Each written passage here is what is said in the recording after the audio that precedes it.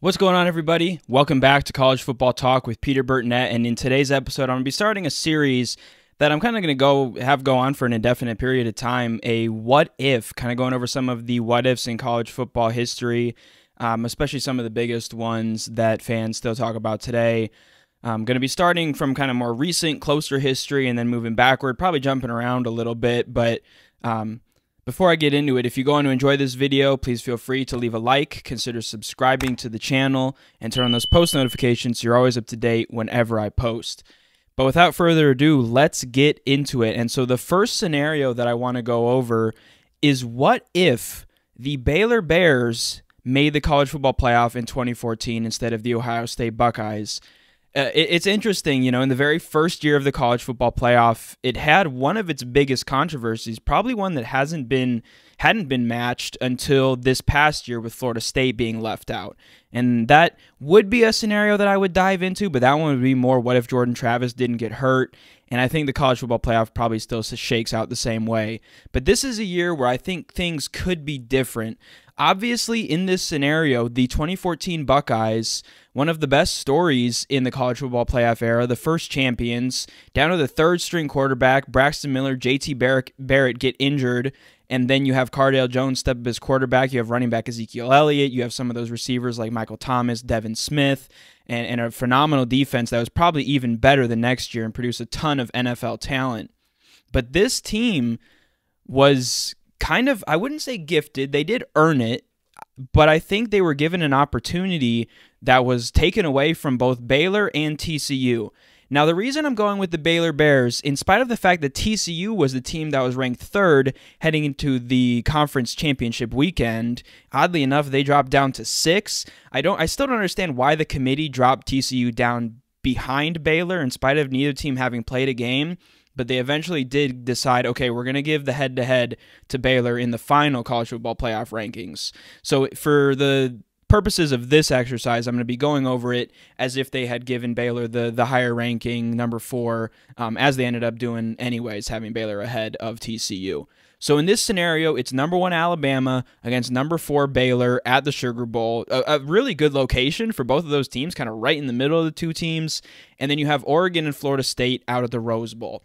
Obviously, that game was played on the field. This doesn't impact that game at all, so Oregon still routs the Seminoles with really a big second half. It was a game that was actually closer than the 59-20 score indicates, but we'll say that game goes the exact same way. Oregon ends up getting to the national championship game. And so here we go with kind of some of the questions. Can the Crimson Tide roll to another title? Up to this point, you had the 2009 championship, 2010, and then 2012 rout of Notre Dame. The previous year, Alabama had lost to Auburn, obviously in the phenomenal kick six in the Iron Bowl. Chris Davis returning the missed field goal all the way back. You know, if you know that call, then you know college football. But this Alabama team was a team that was hungry for the title, and it just seemed like they didn't have the pieces. They had some phenomenal players on offense. At running back alone, the backfield was a three-headed monster. They had TJ Yeldon, Derrick Henry, and Kenyon Drake in the backfield, Alabama did. They had wide receiver Amari Cooper and tight end O.J. Howard. I almost said O.J. Simpson there. And then, but kind of what they had, the problem that they had was quarterback Blake Sims. And so the offense was good. It was loaded. They really relied on the ground game pretty well, but the offense was not the story for this Alabama team. It was the defense. Let's go through some of those players. Starting on the defensive line, Ashawn Robinson, Jonathan Allen, DJ Petway, linebackers Reggie Ragland and Reuben Foster, Trey DePriest, strong safety Landon Collins, free safety Nick Perry, another linebacker Xavier Dixon, and cornerbacks Cyrus Jones and Eddie Jackson, along with a kind of slot or backup cornerback in Marlon Humphrey, who, if you follow the NFL now, you know has turned into probably the best player out of that list, playing at cornerback for the Baltimore Ravens. So they had a good defense, but against Ohio State, Zeke Elliott was on a monster run and completely went off in that game, but they also struggled at times to stop the passing game. It seemed like, especially in the red zone, I think of a trick play that Ohio State brought out where I think Evan Spencer threw a touchdown pass to Michael Thomas, kind of like a double reverse in the back of the end, or in the corner of the end zone. to head into halftime down just 21-20, and then Zeke goes, 75, 85 yards through the heart of the South and puts the Buckeyes up 2 touchdowns late. So Baylor had an offense that was not only as good as Ohio State, but better. The Bears that season were actually the #1 offense in college football. They had 366 passing yards per game and 215 rushing yards per game. And in that game that I mentioned against TCU, they defeated the Horned Frogs 61-58. Their quarterback in that game, Bryce Petty, threw for 510 yards and 6 touchdowns. And kind of the guys who really made up the bulk of that offense were wide receivers Corey Coleman, who was a little bit of a disappointment for my Cleveland Browns in the NFL, but was a phenomenal receiver at Baylor, Antoine Goodley, KD Cannon, and then running back Shock Linwood. So the question here is, how does this dynamic, literally the best offense in college football, do against the Crimson Tide? And I think they probably do the same as the Ohio State offense did. I think they maybe, on the defensive side of the ball, have a little bit more issues against Alabama, but I think the Baylor Bears this season, Alabama had a bit of a flaw that season, and if Shock Linwood could get going on the ground, and again, this is a what-if scenario, I think Baylor gets the upset here. So you have a Baylor-Oregon national championship game. So Oregon obviously gets there anyways, and then you have them going up against Baylor.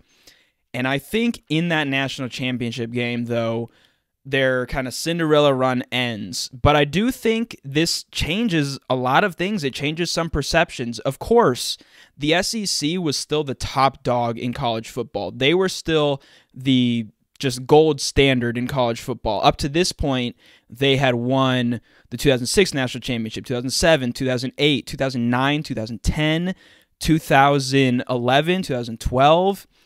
And 2013 national championships. They had won, what is that, 8 championships in a row heading into the 2014 season. So they're still the top dog.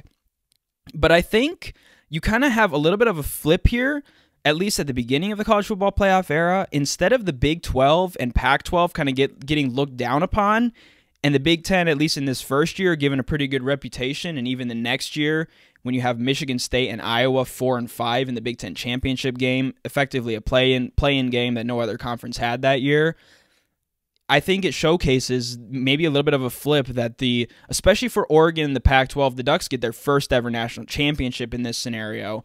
And where things get interesting, does Heisman Trophy winner Marcus Mariota decide to come back for another year to run it back, as some of the best championship players have done in the past?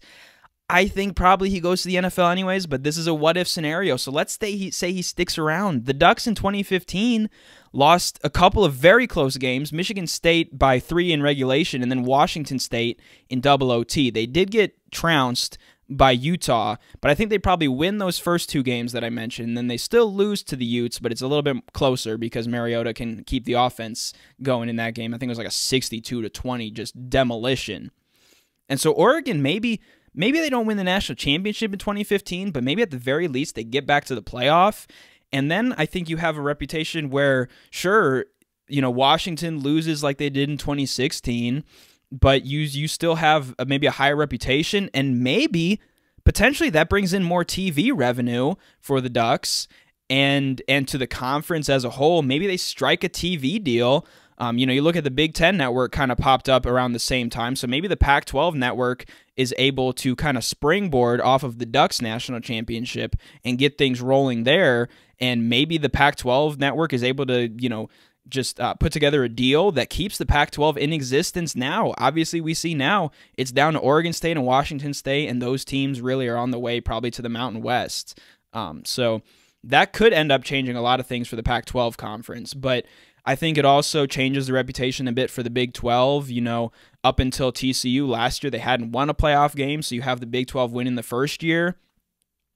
Ohio State 2015 team, I mean, they kind of had a case where a lot of those guys did come back to kind of try to run things back again. Maybe some of those guys go to the NFL after the disappointment of not even making the playoff, kind of like Florida State this past year. Maybe the 2015 team doesn't have the same run that they had until that upset loss to the Michigan State Spartans. And obviously there's a laundry list of potential ideas that you can go through with this scenario, but I love kind of just going through thought exercises of what ifs. It's what's, as sports fans, we absolutely just love doing. We love the what ifs.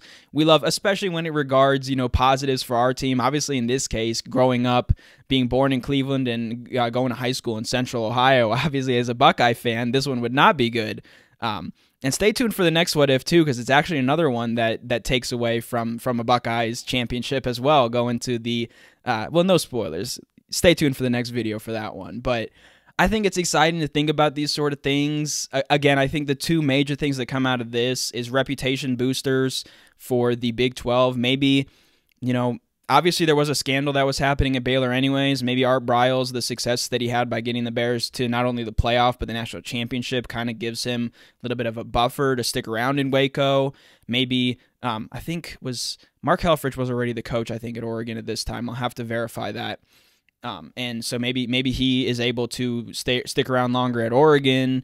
Maybe Willie Taggart doesn't even come in, so they don't have those really down years in 2016, 17. And again, I think maybe the biggest thing to really consider is what if this allowed a big deal for the Pac-12 network, and that allows the conference to potentially survive. I think that's the biggest what if from this. And I think it's kind of exciting to think about. Again, the biggest change was putting Baylor into this, but I think it hugely benefits both Oregon and the Pac-12 conference.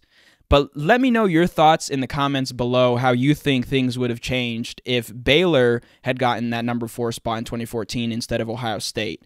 Let me know how you think things would have shaken out. But if you enjoyed this video, thank you so much for taking the time to watch it. I'm going to have, again, more videos in this series coming in the near future. But that's it for this episode of College Football Talk. I'm your host, Peter Burnett, signing out. Peace.